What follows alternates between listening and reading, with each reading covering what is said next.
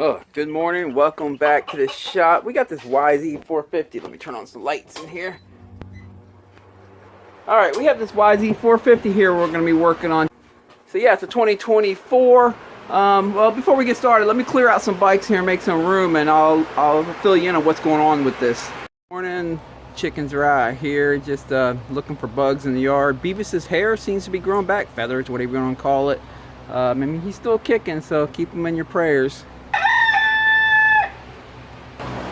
And little Leroy's loving the fan. Ain't that right? Okay, got this 2024 YZ450 front and center. Now this is what I know about it. I haven't touched the bike at all yet. I haven't even touched the starter button. So we're going to be starting from scratch. Ryan dropped it off. Ryan is who I call the real Dale sometimes. Good friend of mine. He dropped it off. Says the owner, who dropped it off for a friend of his, says the owner is a really fast guy, does about 3 seconds quicker per lap than me and Ryan do at Tampa MX. So that's pretty fast. He's doing 3 seconds a lap quicker. But anyway, these YZ450s, if you're a really fast rider, the water spout right here is made out of plastic, and they're actually known to melt. Look up in here. You can see how it's like, yeah, it's looking pretty nasty, right? Because the exhaust header is so close. They used to make these out of aluminum on the previous YZ450s. I don't know why they went to plastic, but whatever. So yeah, he just dropped off and he told me to order, well, let me go show you over here. He told me to order one of these. This is the aftermarket XPR water spout that's made out of aluminum so it won't melt, and a new coolant sensor. And that's all he said. He just dropped the bike off and left. And I said, okay. And I asked him, I said, why do you want a new coolant sensor too? And he said, well, that's bad too. Okay. Now I had my head in another job at the time, so I didn't question it. But I spoke to Ryan last night, and then he filled me in on, yeah, go ahead and do that job for us if you can, and hopefully that coolant sensor allows the bike to start up. Like, whoa, hold up. The bike's not starting? You didn't tell me that. You just told me that it was leaking coolant and needed a, I mean, at least that's what I heard. But, you know, in my experience, a coolant sensor won't make it where the bike won't start. It will make it hard to start. If the coolant sensor is bad, it might be telling the computer that it's a hot motor even though it's a cold motor, or if it's the other way around, it might be telling it it's a cold motor even though it's a hot motor, and get the air-fuel ratio all wrong and make them really a pain in the butt to start. But I've never seen a coolant sensor make it where it doesn't start, coolant temperature sensor. So I'm thinking we're going to have a little bit more going on here than just replace these two parts, fill her up with coolant, and she's good to go. Let's start with square one. Let's go ahead and let's tap this button and see if the battery has a charge. Oh yes, it does. Okay. Come down here. Now these high idle, choke, whatever you want to call it, on these bikes you push them in. Okay, let's try starting it. Let's just see.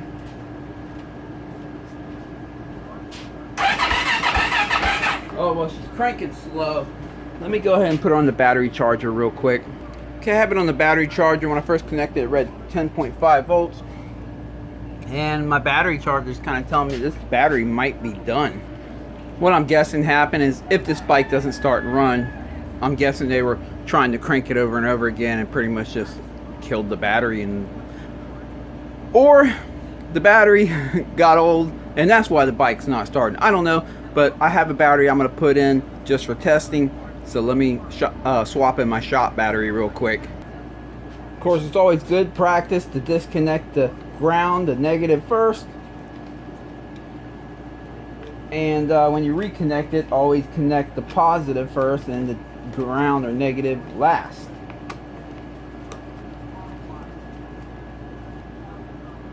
Got a little button here, you can test it. Yeah, it's showing that it's slow. I'm going to try again. I'm going to try to charge it again later and see if I can maybe somehow bring it back to life. But just so I don't hold things up and we keep moving forward, this is not quite the correct battery. It would have the ground on the wrong side, so I'm gonna have to put it in here a little bit funny to get it to work, but that's okay. All we're doing is looking to test it, and if it is a battery issue, we will just order a new battery if I can't get the original one back to life. Okay, I have my battery in it and the battery charger on it as well, since we might end up doing a lot of cranking. I don't know yet, so let's give it another shot. Let's see if we can get this sucker to fire up.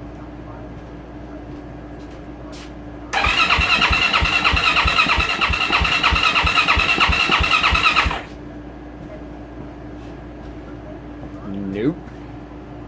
Interesting thing is, since I've tried starting it, this light is blinking. Oh, it just finally stopped. Oh, wow, it took forever. Let's try again. Let's watch this.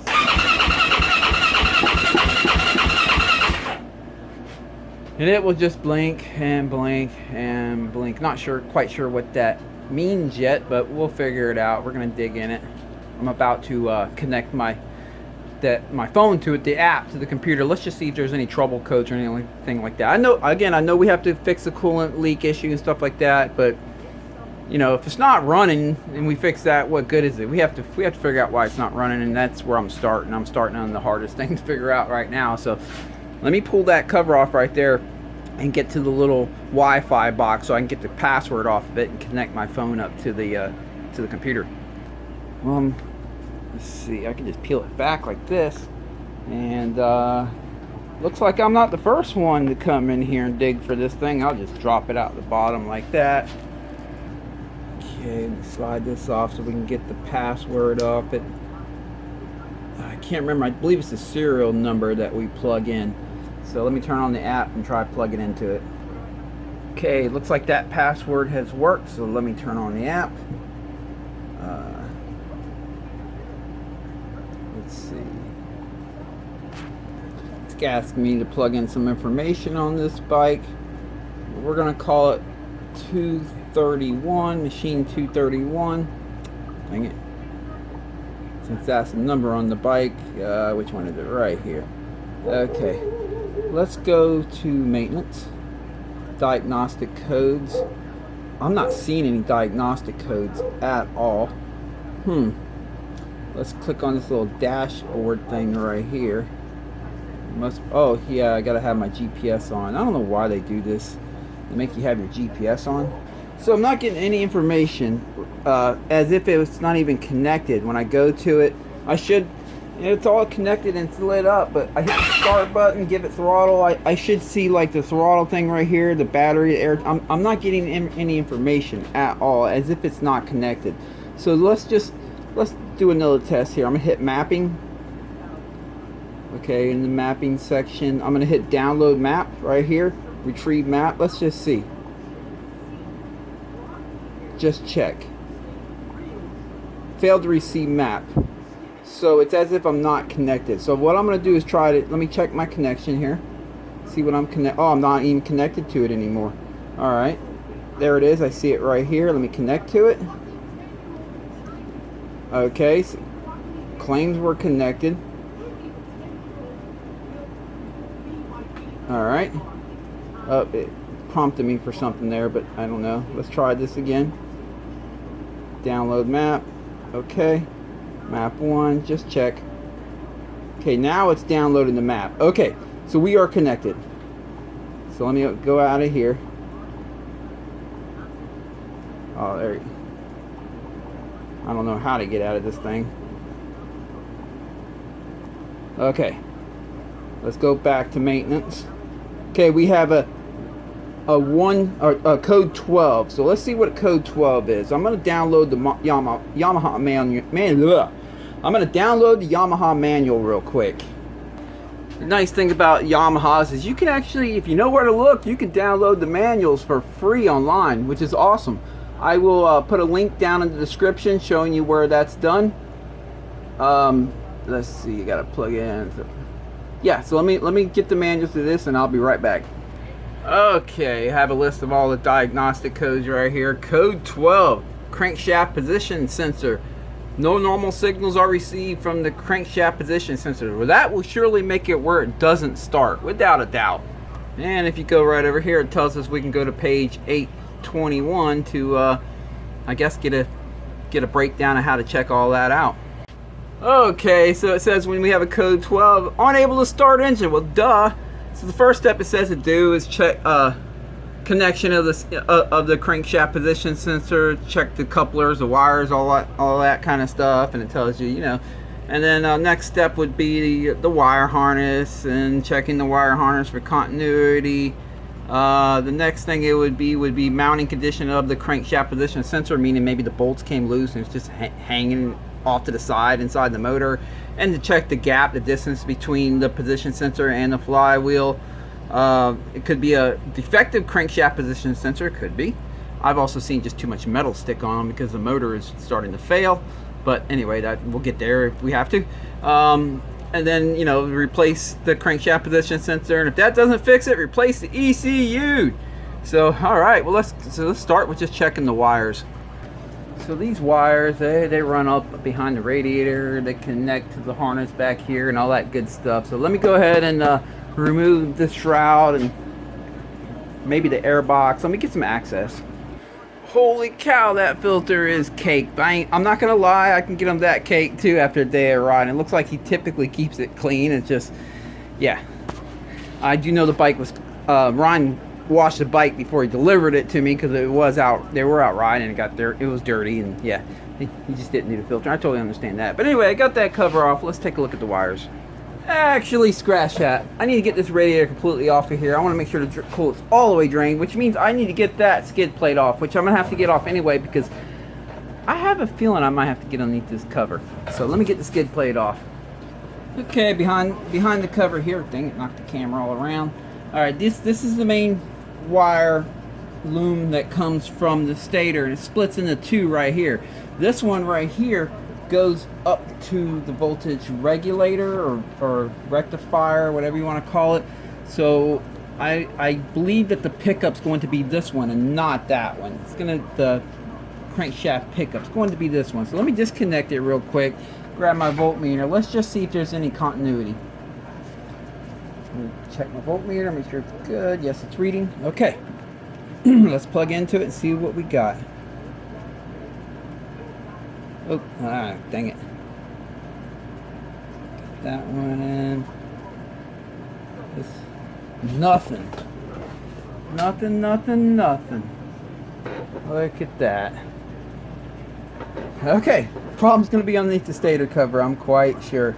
Of course, refer back to the manual for a second here. The crankshaft position sensor resistance should be between 228 to 324 ohms, and well, we're getting it. It's open. There is no resistance. There's no connection. So let's pull off that stator cover. Let's see what we have. I was suspicious about that from the beginning. And the reason I say that, this is just a guess, so I can probably make a fool out of myself, you know, but the reason I guessed it is because it has an aftermarket GYTR cover on it. And oftentimes when people do these type of modifications to their bikes, they don't use thread locker on stuff like that. And the bolts come loose, things happen, you know. You got to use thread locker, especially inside the motor. Now, I could be all totally wrong, but it's just a guess. When I see a cover like that, that's why I didn't go checking all the wiring, going all the way up to the system right away. You know, if I would have followed the steps of the troubleshooting steps, it has me check this and check the wires. Check the wires at the CDI. You know, if you go step 1, step 2, step 3, I just checked it. I just checked it right here. Saw that we don't have a connection to the pickup, or the pickup's bad altogether. There's no continuity. And so I'm going straight in there because I see a cover there, and so that's a red flag. Let me drop the motor oil and we'll remove that cover. Alright, get the cover off. I already took loosened some of the hardware. This front one right here has a little brass sealing washer on it, so I gotta remember that goes there. Brass, copper, whatever. And she's still dripping a little bit of oil. I'm gonna put my oil bucket over here. Okay. Let's see what we see when we pull this cover off. There's a good chance something's gonna jump right out at it as soon as we yank it off. But then sometimes maybe not. Sometimes it truly could just be a bad sensor.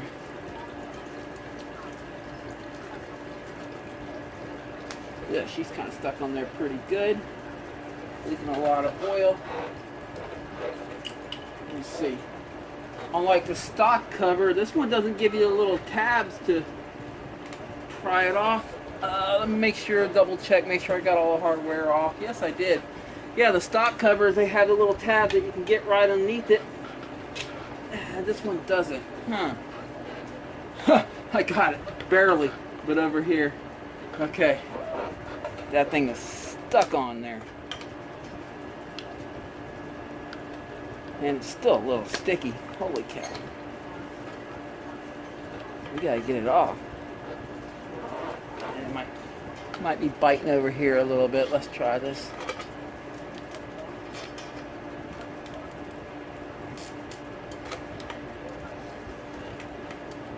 Doesn't give you anything.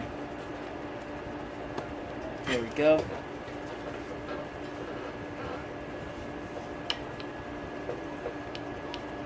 Come on. This cover just doesn't give you anything to put your tool under. Come on. It's slowly coming out a little more at a time. Huh. Well, I'm going to pause the camera because I have to get up in here to get this off. I'll be right back. I think I have it coming off. It's being stubborn. You get one side cracked up and the other side doesn't want to come up, and this one's being really, really stubborn.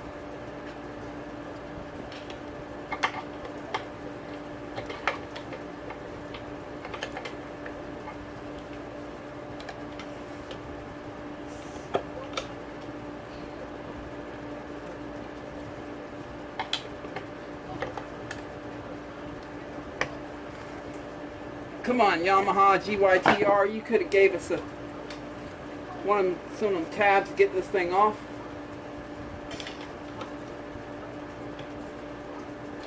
I mean, unless we have something binding underneath there, I don't know.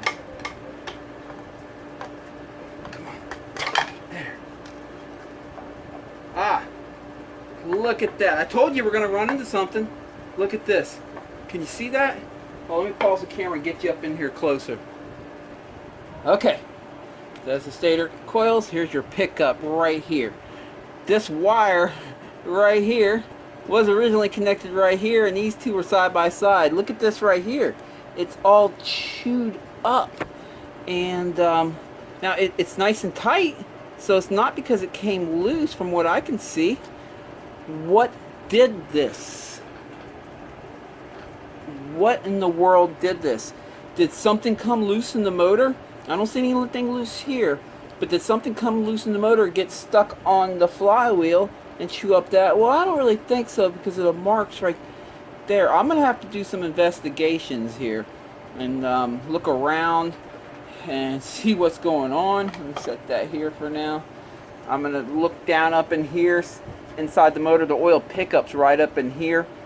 I'm going to stick a magnet up in there and fish around, see if something comes out.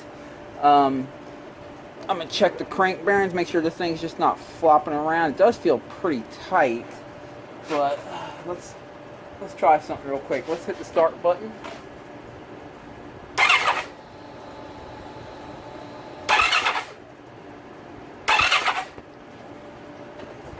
Okay. I mean, I don't see anything abnormal stuck right here. Like this has a magnetic. There's magnets in this, and if the motor was coming apart, I would find a lot of metal stuck in this. But this little bit that you see right here that comes off my finger, that's actually relatively normal. So that little bit is kind of normal. You know, the motor's always shedding a little bit of metal. So what the heck happened here? I need to figure this out because this is tight. Maybe the cover is crap and it has this too close to the flywheel and it was rubbing from the moment he put it on. What I need to know is how long this bike ran since he's put this cover on. Did he just put this cover on and have this problem? Because if that's the case, we're probably going to go back to the stock cover. So first let me make that phone call real quick and I'll be right back. Well, he didn't answer, so he'll call me back. I just texted him, told me call me back. But I'm going to dig around a little bit while I'm waiting for that phone call. And you know what? That might have been. Remember I said when the cover was having a hard time coming off, I was like, maybe something's hanging up. I'm starting to believe that was what was hung up. That is just so nasty. Oh, man. Alright, change my light's battery. Let me go take this magnet here, fish it around in here a little bit, see if anything sticks to it. I can see the oil pick. I can see in there pretty well, actually. Let me show you. You can see all up in there, and I'm just sticking around the oil pickup and trying to see if I can capture anything. So far, nothing. Of course, now I have Leroy over here. Hey, he's trying to get some attention, trying to get in the video. But alright. Let's get back to digging around. Stick it in there a little bit. Come on, Leo. He's over here tapping on me and probably gonna knock my camera over in a minute. See, this is what he does when I'm working. Look at this. He wants to get in my lap like a puppy. And he's not a puppy anymore. You're a full-grown dog. Alright. Fine. Sit in my lap. Don't knock the camera over. Yeah, there's nothing on that. So, let me pause this for a minute. Give him a little bit of attention so maybe he'll give me some space so I can work on this thing. Okay. I've gotten to the bottom of it. This plastic started melting. And as it melted, the whole sensor just started drifting in towards this. Because remember, this is magnetic. It's going to pull this sensor, and this is magnetic as well. They're going to pull towards each other, right? So, let me show you. Oh, maybe that one ain't magnetic. Well, a lot of them are. Or maybe it was and it's gone. But this is definitely magnetic. And it was being pulled towards the flywheel. Now, I remember speaking to Ryan, and he was asking me, would a recluse clutch make a bike overheat? Because he started getting some overheating issues and the bike running hot since he's put the clutch in. I'm wondering, I have seen clutches slip so bad that you can literally pour water on the motor on a two-stroke that don't even get that hot. And the water will boil the minute it touches the motor. This motor oil got so hot that it started to melt the sensor. That's what I'm believing happened here. Either that or the sensor just started shorting out and getting hot. But yeah, this sensor started to melt. So that's what's going on. It's most likely not the cover's fault. Cover's okay. Most likely nothing got stuck on here. That's okay. But I'm gonna pull this flywheel off real quick. I just want to take a look at that timing chain. Let's see if this impact can do it. I haven't tried this impact on something like this yet. Oh yeah, I did. Check that out. Yeah, if you watch a lot of my videos, you know normally I use air impact, and but I'm trying out this electric one, just trying to become more familiar with it. I don't think it's going to replace air. The air impacts, I believe you get more feel. You can feel it better. And typically they seem to just have a little more overall power with the type of way they hammer. But I needed something for small 8mm when I'm taking motors apart real quick. My brother turned me on to this thing. Giving it a shot. Alright. Let's see if it can do this. It did it. Okay. Oh, I do have it on low too, so I guess on high it would have did it really good and quick and easy. I just want to take a peek at that timing chain. While I'm in here, might as well.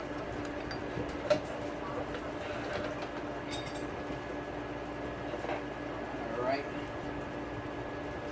I just thought I saw, let me get my head up in here. I thought I saw a little something funky with it. But no, it actually looks pretty normal. It looks okay. Yeah, it's okay. I'm seeing where a little bit of wear on the edge, on the inside edges here, where it rides on the I guess you can call this the sprockets or the gears on for it. But let's see. All I'm doing now is just making sure all these teeth are intact. They seem to be, and everything sounds okay, so it's probably fine. I'm probably just overthinking things and looking through it. But, you know, it doesn't hurt to do that. So let me go ahead and put the flywheel back on. So I'm thinking, yeah, it's been overheating because he's been losing coolant due to that water spout. And but I don't think just overheating coolant could get so hot to melt that sensor like that. I think it was probably the clutch, because he's been asking about that too. But I have to wait till I speak to him first. He's probably going to have me dig in and check that clutch. Put some thread locker on. You always want to use thread locker on this stuff. Anything inside the motor. So I'm going to start with setting number 1. Oh yeah, where's that nut at? go.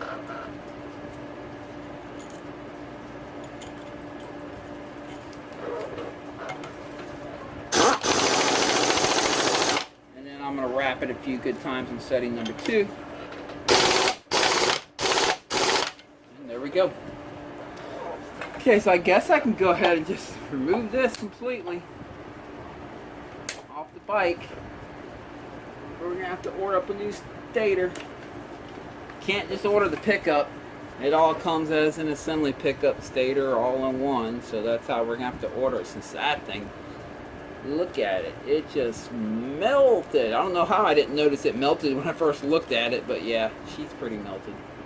Build up a little curtain of protection with this rag, because it's going to sit like this for a few days until the stator arrives. By the way, you remember how my battery charger was rejecting his battery? A little trick here. You take a healthy battery, put it on the battery charger, and then use some clips or wires and connect the battery that the battery charger is rejecting in the line as well. Your battery charger will not reject it. Look, it's at 96, and you just do that long enough till this gets to about 12 volts or so. We can see it's fully charged now, and now let's see what happens. Now I have the battery that was bad on there. Let's see.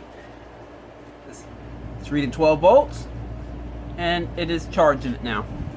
So, you know, it doesn't, when your battery charger rejects these lithium batteries, it doesn't always mean it's truly bad and just not good anymore. Now I'm talking about a battery charger that is for lithium batteries. Obviously, you should be using one of the really old school battery chargers that'll charge anything. It's going to send voltage to it. But if you're using one that's proper for a lithium battery, it always kind of checks the state of the battery before it starts trying to charge it. And for some reason, if they're too low in voltage, it's going to reject it. So if you put a good battery on it first and get this one up to voltage, then it won't reject it anymore, and you can pretty much bring them back to life. So I'm hoping to bring this one back to life. I believe I have. I'll put it back in the bike in a little bit and see how it does, but I think it's going to be okay. Actually, yeah, look, it's reading 95% now, so it's doing great, actually, so it's going to be fine. Well, while I'm waiting for that stator to arrive, might as well go ahead and knock that out, too. And I believe he's going to have me look at that clutch. I believe he just put that clutch in there, and yeah, I think he's going to have me look at it and make sure everything was done properly. But anyway, let me go ahead and knock out that spout. Well, might as well replace this while I'm waiting for stator to arrive. Let's see, I'm hoping I can get that 10mm off without actually removing the whole header pipe here. Oh, it's going to be tight. Let's see what I can do. Okay, I was actually able to get it loose with a wrench. Now I'm just getting out like this. But anyway, I spoke to the owner. He said this recluse clutch is gripping just fine. The reason he put it in is because his stock clutch, he wore it out and it was slipping so bad that he can't believe it was even getting him around the track, and he still rode the bike that way. Now, like I said, when you have a clutch slipping that bad, they will run very hot. I have poured water on a motor before with a slipping clutch, and it literally boiled the minute the water just poured on the clutch cover. That could have melted that sensor for sure. But he also told me when he went to go put the GYT cover on it, first he had that sensor in there wrong, or something, the bracket for it, or something other, and he wrote it like that for a little bit and had to go back in and straighten it out, and maybe that caused it. Wow, look at this. It just melted this thing. So he himself is not really sure. And man, you have melted plastic all up in that cylinder head. That's crazy. I'm going to clean it out the best I can, but there's only so much I'm going to be able to do without removing the head. I mean, it should be okay, but there is definitely... That's crazy that they can melt these things if you get them too hot. I don't know why Yamaha went to this type of plastic spout. I have no clue. I mean, yeah, it's lightweight, but geez. So anyway, what I'm going to do is put a stator in it and go from there. Still got to clean all this up, but this sure is a pretty unit. We have a new sensor. I don't believe he needs a new sensor, but they asked me to order it, and now we have it. So yeah, push it in there. It can swivel around a little bit once it's in there, and then this is supposed to go here like this to hold it in place. There we go. Then we'll put an O-ring here. I'm gonna see if I have a new one. You would think that this would have came with the rubber O-ring, right? But at the price that we paid for it, $140. But all right, let me clean this up, find an O-ring, and I'll be right back. Okay, got that nice and cleaned up.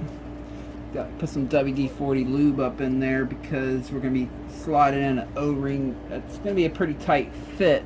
Looks like it's a hair bit bigger than the OEM one, which I'm good with. A tighter fit, as long as we can get it in there. If not, I'll find another one.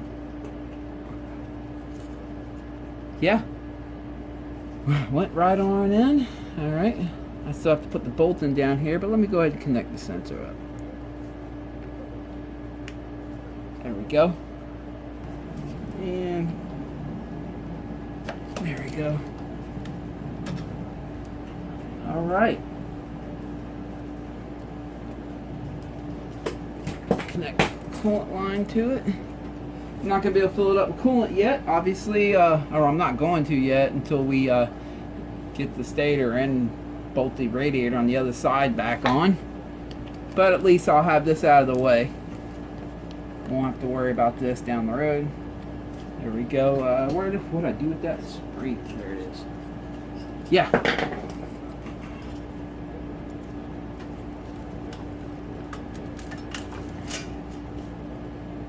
Well, it's definitely pretty and matches the exhaust a little bit there, so you can get something out of your $140, and he won't be able to melt this one, so that's good news. We'll say I'm a little bit suspicious of how much they let this thing wiggle around. I know the rubber O-ring seal is down the bottom end, so it's probably going to seal just fine, but we're going to keep an eye on that when we get the bike running and make sure that that stays sealed good. So, alright, yeah, going to get a stator on its way, stator cover gasket, and we're going to have to flush the coolant out on her too. I have the battery fully charged up, so that should be okay. So as soon as that comes in, there will be a part 2 to this video. Otherwise, this weekend, I think I'm committed on the 252 stroke again. One more weekend. I know I had one of my viewers say, man, just take out the 125. They're so much fun, and they are. But I have a little bit more work I want. I'm going to play with the jetting a little bit this weekend. I'm always fiddling with something. But don't worry, Brain Stain. I think I'll have the 125 out next weekend. It was tempting. I thought about it for a few minutes. I really just, man, he is right. They're so much fun.